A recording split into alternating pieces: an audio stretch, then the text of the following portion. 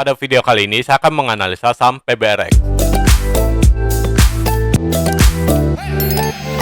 Sebelum memulai, disclaimer kembali.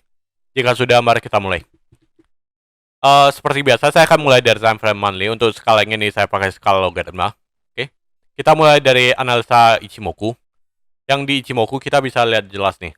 Harga di bawah Kumo, dan kalau kita lihat ya, Kumo monthly-nya ini sangat tebal, oke? Artinya penurunan ini sangat kuat, oke? Dia punya resisten yang sangat kuat, oke? Nah, next kita zoom di weekly. Kalau di weekly dia juga masih tertahan konsisten di bawah Kumo weekly. Nah, jelas ini adalah bearish trend. Kalau di daily juga ini baru Juni kemarin itu berhasil break ke bawah Kumo lagi, dan Kumo yang terbentuk ini cukup tebal, oke? Jadi PBRX secara tren kita udah lihat nih, jangka pendek, menengah, dan jangka panjang ini jelas adalah tren bearish, oke? Nah, terus next kita mau elliott wave. Nah, kalau elliott wave kita lihat nih sekilas ya, low paling rendah adalah ini, oke? Nah, terus permulaan dia dari bullish ke bearish itu di mana? Permulaan dari bullish ke bearish itu jelas adalah di sini, oke? Nah, terus pertanyaannya, kenapa nggak ini? Kan ini yang pertama kali break kan? Nah, jawabannya kenapa nggak di sini, yang di 2017 kemarin? Karena kalau kita lihat ya, kita bisa tarik trendline support di sini, oke? Nah, trendline-nya emang nggak benar-benar sejajar sama Kumo, tapi trendline ini cukup efektif menahan PBRX untuk melanjutkan kenaikannya, oke? Nah, dan dia benar-benar berhasil break itu dari sini, oke? Artinya kita bisa asumsi kalau impulsifnya itu dari sini, Maret 2009 sampai ke sini, Agustus 2019. Ini adalah wave impulsif, oke? Nah, terus pertanyaannya sekarang nih, kalau dia impulsif, kok dia ini kelihatannya dari 2011 sampai ke 2019 kayak sideways ya, oke? Nah, apalagi kalau kita nggak pakai skala logaritma ya. Nah, kalau menurut saya pribadi ini itu sebenarnya tergantung ya, kalian mau counting ini impulsif sampai di sini atau di sini juga nggak masalah. Tapi kalau saya akan counting ini impulsif, itu selesai impulsif itu ketika dia benar-benar ada konfirmasi dia break impulsifnya, yaitu di sini, oke? 2019. Artinya kalau saya mau counting ini elliott wave, saya akan counting ini wave 1, 2, 3-nya di mana? 3-nya mungkin saya akan counting di sini, 4 dan 5. Nah, loh kok 5-nya gini, panjang banget kayak kompleks, ya nggak masalah kan. Ini mungkin dia akan bikin diagonal, yang kalau dia diagonal ya, kalau misalnya ini diagonal, mungkin saya akan counting ini sebagai wave 1, 2, 3-nya di sini, 4, dan ini wave 5. Nah, ini kalau dia ini ya, sesuai wave 5-nya, ini diagonal yang cukup kompleks. Oke, nah, tapi ini masih mengikuti aturan, di mana ini mungkin kalau di zoom ini akan 3 wave, 3 wave, 3 wave, 3 wave ke bawah lagi, 3 wave ke atas, oke? Jadi diagonalnya masih valid, dan dia benar-benar break ini, dia benar-benar break di sini, oke? Jadi konfirmasi tertingginya, yaitu impulsifnya benar-benar selesai di Agustus 2019, oke? Nah, terus next, kita udah lewat, ini kan udah lewat impulsifnya, oke? Jadi kita nggak usah fokus ke impulsifnya, kita fokus ke ini penurunannya sekarang, oke? Nah, penurunan sejak Agustus ini, oke? 2019, kita lihat nih momentum. Kalau di sini kurang jelas ya, saya langsung zoom di weekly. Kalau weekly, saya lihat ya, lihat ya, ini ada nih, mungkin saya akan counting kayak gini, complex correction. Ini ada W, ini X, ini Y, ini X, dan sekarang Z. Nah, kenapa W, X, Y, X, Z? Karena saya lihat momentumnya juga, oke? Ini momentum W. Ini adalah awal dari W. Ini W, X, ini Y, ini X, dan sekarang Z. Nah, jadi kalau saya lihat ya, ini kemungkinan besar ini akan melanjutkan penurunan, di mana Z-nya ini dimulai dari November 2021 kemarin, oke? Nah, ini Z-nya kan complex correction juga, berarti ada 3 gerakan wave juga, oke? Nah, ini kemungkinan kayak gini, baru mungkin dia akan mulai terkoreksi. Nah, tanda-tanda dia Z-nya sudah selesai, yaitu dia udah bisa break Kumo weekly-nya, oke. Nah, terus pertanyaannya sekarang nih. Ini kalau dia dilihat dari sini ya, Agustus 2019 sampai pas Covid ini kelihatan kayak impulsif kan. Nah, apakah ini valid di counting W? Ya, valid-valid aja, oke. Nah, kita akan tinggal zoom lagi, oke. Apakah ini impulsif atau ini korektif? Oke. Nah, kalau ini impulsif, benar, ini adalah impulsif, ini impulsif, terus kita lihat ya. Ini impulsif. Nah, impulsifnya dari sini, oke. Terus ini juga impulsif. Nah, terus apa lagi? 1, 2, oh enggak, ini dari sini ya. Nah, sebenarnya ada banyak cara ya, tergantung orang mau counting dia impulsif atau wave korektif. Karena kalau kita lihat ya, sebenarnya misalnya kalau kelihatan sekilas ini kayak, oh 1, 2, 3, 4, 5, oke? Nah, tapi kalau kita zoom lagi lebih detail, ingat, ini marketnya ini kurang liquid. Maka dari itu kalau kita counting ini sebagai impulsif, kita harus benar-benar cek di dalamnya, oke? Nah, misalnya ini, kalau ini impulsif kan ya, yang di sini. Ini kan berarti di dalam impulsifnya ada wave 3 kan, wave 3-nya ini kan, kemungkinan. Nah, kalian harus cek nih, di dalamnya, wave 3-nya impulsif gak? Nah, ikut ikut aturan ini, oke? Dimana kalau impulsif, wave 3 itu, di dalam wave 3, nggak boleh ada wave 4 yang masuk ke area wave 1. Kalau misalnya ketemu satu aja kayak gini, artinya ini bukan impulsif, oke? Nah, nah. Cuma karena kita nggak akan cek ke dalam lebih detail.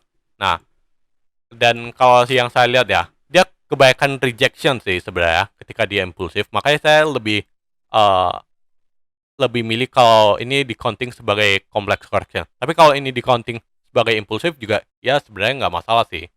Kalau dia impulsif ya berarti uh, kalau misalnya ini impulsif ya, kita counting impulsif, berarti ini akan saya counting sebagai A, B, C. Nah, terus setelah A, B, C, saya akan counting ini sebagai W, X, dan ini Y. Juga hasilnya sama aja, oke? Nah, kalau misalnya kita counting dengan counting yang beda, tapi hasil akhirnya tetap akan sama aja, oke? Hasil akhirnya yaitu penurunan sejak November 2021 sampai sekarang adalah complex correction Z atau complex correction Y, oke? Dimana complex correction Y atau Z ini akan sama aja, oke, hasilnya, oke?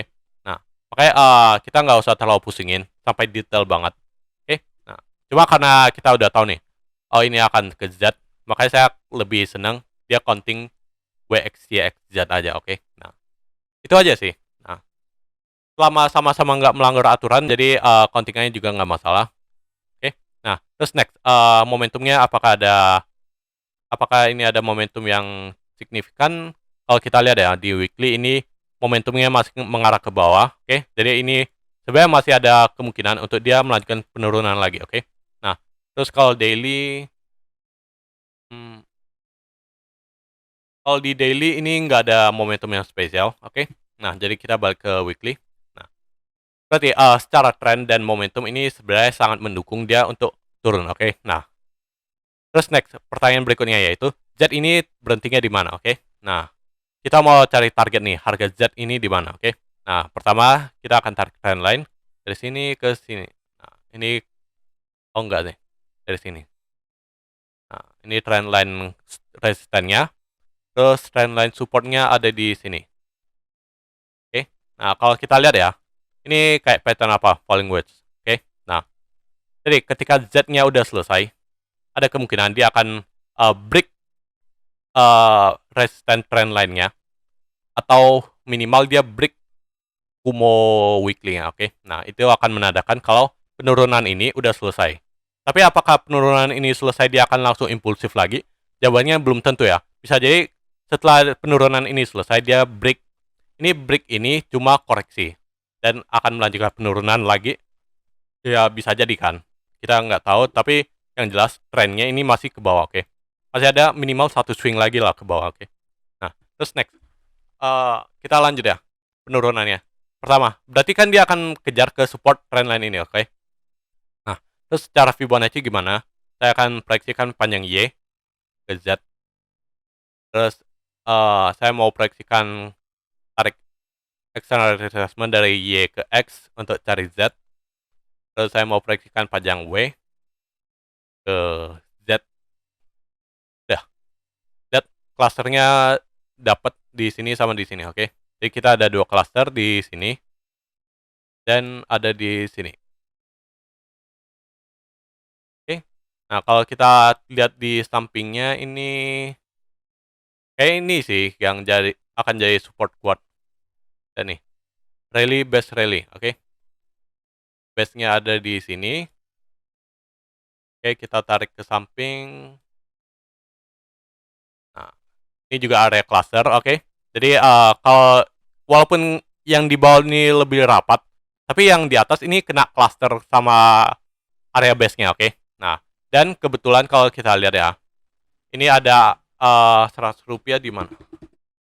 Oke, nah, jadi area 100 rupiah ini juga akan jadi cluster yang kuat. Jadi walaupun ini lebih rapat, saya akan lebih memilih cluster yang di sini, yang atas ini, oke?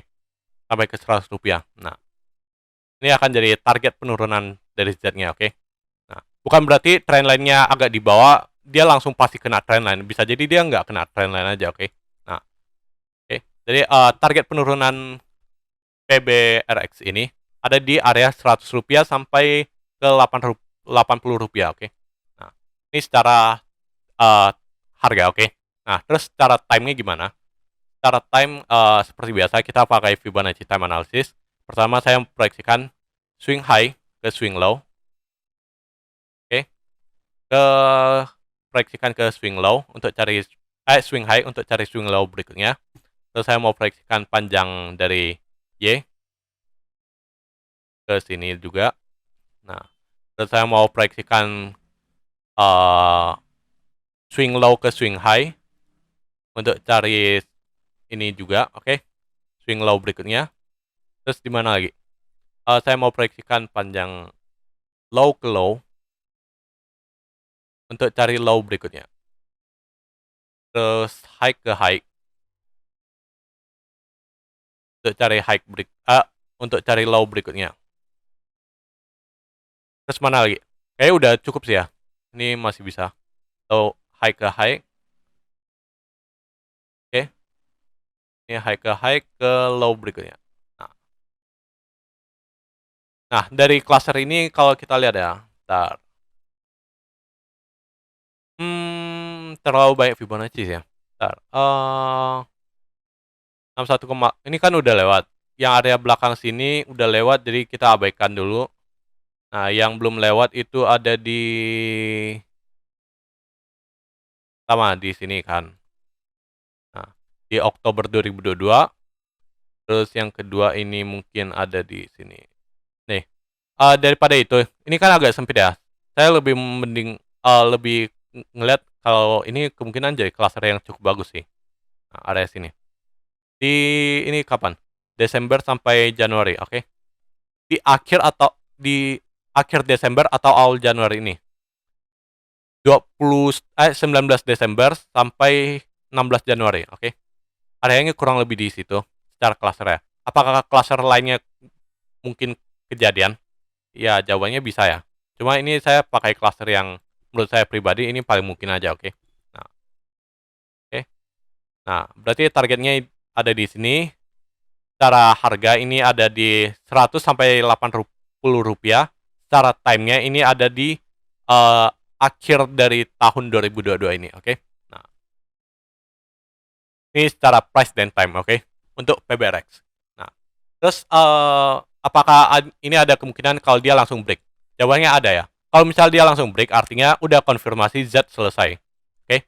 Nah, kalau misal dia langsung break resistance ini dan bisa berhasil break resisten Kumo weekly-nya, artinya Z sudah selesai.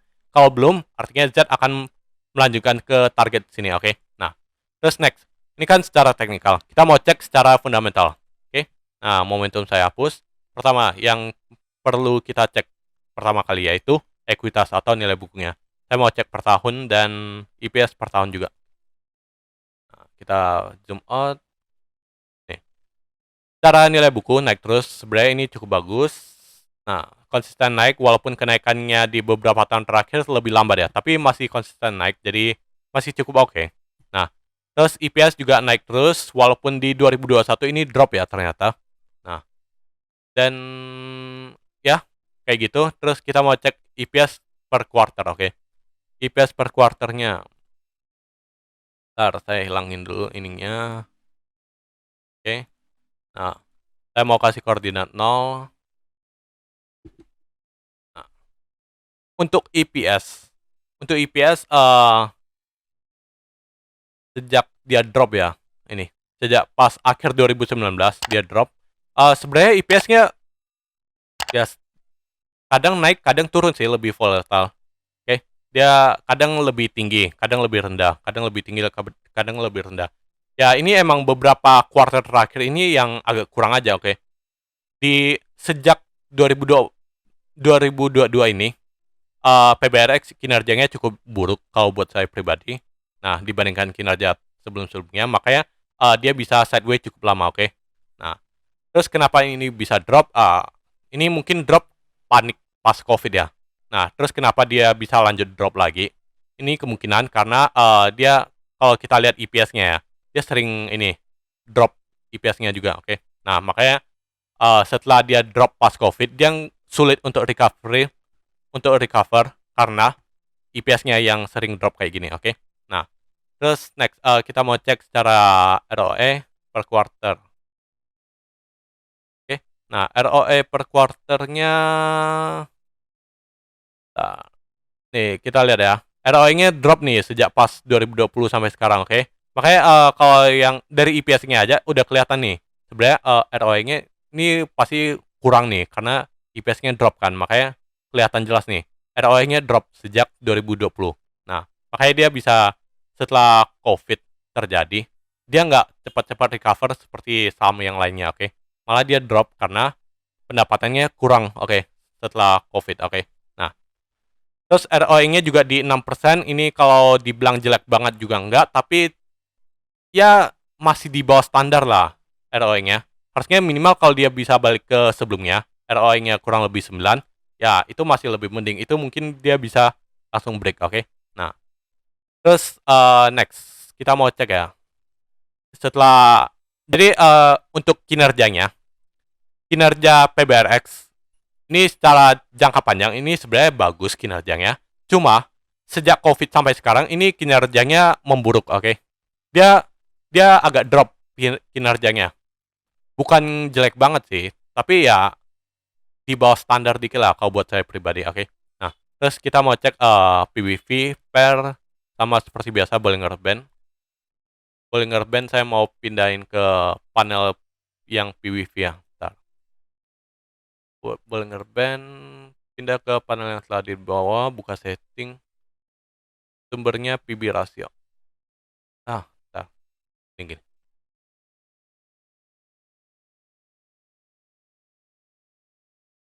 Per. Oke, dah. Nah, ini untuk Bollinger Band ya. Nah, untuk PBRX, ini sebenarnya PBV-nya cukup rendah ya, 0,19. Oke, 0,19. Ini PBV-nya yang cukup rendah. Dan ya, menurut saya pribadi, walaupun kinerjanya drop di 1 atau 2 tahun terakhir, tapi sebenarnya drop kinerjanya nggak seburuk ini sih kalau buat saya pribadi ya. Yang sebelumnya kan sebelum dia drop yang di sini kan, ini berapa? PBV-nya sama dengan 1, oke. Nah, pas COVID dia drop, ini terlalu panic selling sih. Jadi kalau menurut saya pribadi ya, uh, dropnya kinerja PBRX ini emang drop. Jadi wajar harga sahamnya jatuh. Tapi kalau dia jatuh sampai PBV-nya sampai 0,19 atau 0,2, menurut saya pribadi ini dropnya terlalu jauh sih. Jadi kemungkinan untuk dia drop lagi lebih jauh itu sebenarnya sangat sulit, oke. Nah, kemungkinan kalau misalnya dia masih bisa drop, ya sesuai sama technical analysis ini, yaitu dropnya ke kurang lebih area 100 rupiah, oke. Angka psikologi, area base, sama cluster Fibonacci. Nah, Setelah itu, ketika market udah sadar, oh, ini ternyata PBRX, ini dropnya tuh udah kerendahan, oke? Nah, misalnya.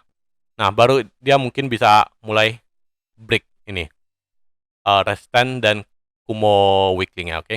Nah, terus cara pair-nya juga ini masih sangat rendah. Walaupun EPS-nya ini drop ya, tapi harga ini drop lebih parah lagi. Makanya pair-nya ini bisa drop serendah ini, oke?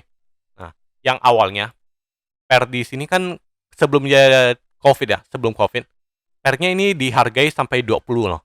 Tapi setelah COVID, dia drop sampai ke 3,2. Artinya ini sangat terdiskon sih kalau buat saya pribadi. Nah, tinggal kita tunggu aja kapan, apakah EPS di beberapa quarter ke depan ini bisa membaik. Minimal dia balik lagi. Misalnya EPS-nya balik lagi ke, misalnya per quarternya ini bisa menghasilkan 15 per lembar. Ini minimal dia pasti bakal terbang sih kalau buat saya pribadi. Oke, nah itu aja sih untuk analisanya. Jadi untuk kesimpulannya, PBRX secara tren jangka panjang, jangka pendek, dan jangka menengah ini jelas adalah tren bearish, oke? Nah, tren bearishnya ini apakah akan melanjut penurunan? Jawabannya kemungkinan besar iya. Nah, penurunannya itu sampai kemana? Itu akan turun sampai ke akhir tahun 2022. Kemungkinan supportnya ada di Rp80 sampai ke Rp100. Nah, secara kinerja jangka panjang PBRX sebenarnya kinerjanya masih oke. Nah, cuma dia kinerja di 1 atau 2 tahun terakhirnya aja yang agak kurang. Nah, tapi menurut saya pribadi ya, penurunan kinerjanya di 1 atau 2 tahun terakhir ini sebenarnya nggak seburuk itu, sampai harganya itu dinilai terlalu rendah sampai PBV-nya sampai 0,2. Nah, jadi kalau menurut saya pribadi ya, ini cepat atau lambat sebenarnya masyarakat pasti sadar nih, oh PBRX ternyata kinerjanya nggak seburuk itu sampai PBV-nya dihargai 0,2. Nah, ketika market udah pada sadar, oh PBRX ini sebenarnya udah di bawah ini nih, harga rata-rata, oke? Nah, plus ditambah lagi kalau misalnya EPS-nya ini bisa balik ke EPS sebelumnya, yaitu EPS per kuarternya minimal kurang lebih di Rp15 per lembar. Nah, ini kemungkinan besar akan jadi pemicu untuk dia break. Nah, apakah target break-nya bisa langsung balik ke ini 500-an? Belum tentu ya. Nah, tapi minimal dia pasti break lah. Dan mengingat nilai atau mengingat PBRX ini dinilai cukup murah ya kalau buat saya pribadi, oke? Nah, sekian untuk analisa PBRX. Semoga bisa membantu. Disclaimer kembali, silahkan dikoreksi jika ada yang salah. Sekian dan terima kasih.